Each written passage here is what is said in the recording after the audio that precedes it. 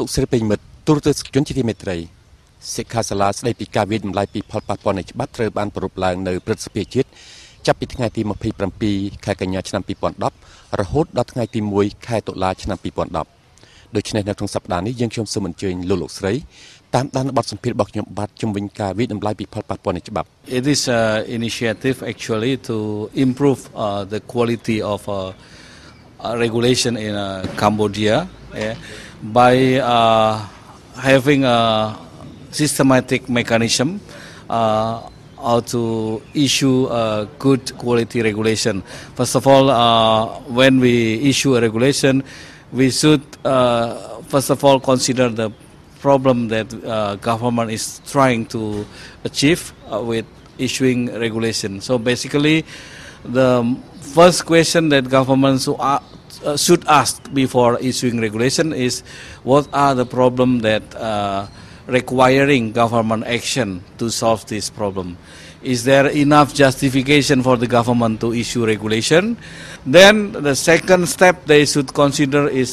to consider whether regulation is the best way to intervene for the government to solve the problem. And then the fourth element is that all this analysis, identifying problem, identifying option, and identifying the cost and benefit of each option must be done in consultation with the public. ពេលដែលយើងរៀនក្បួននេះទៅគឺយើងយកទៅប្រើសម្រាប់ការសិក្សាថានៅពេលដែលយើងដាក់ច្បាប់ទៅវាកើតផលចំណេញផល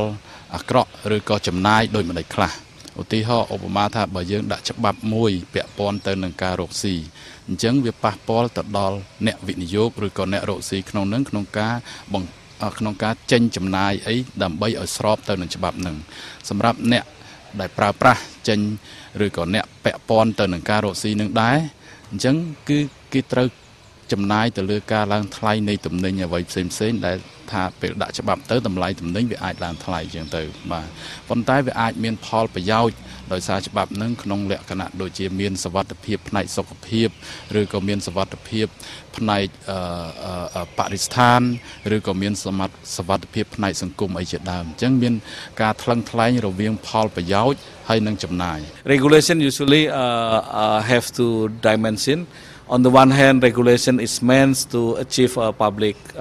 interest, which is health, environment, and other things. On the other hand, regulation impose costs on businesses and society. That's why we need to balance between the objective public interest and then the businesses. នៅពេលដែលមានក្បួនច្បាស់លាស់សម្រាប់វាយតម្លៃនៃផលប៉ះពាល់របស់ច្បាប់ហ្នឹងគឺគេវាយតម្លៃទៅលើទាំងច្បាប់ដែលកំពុងមានរួចហើយនឹងថាតើវាចំណេញឬខាតប៉ុន្មាន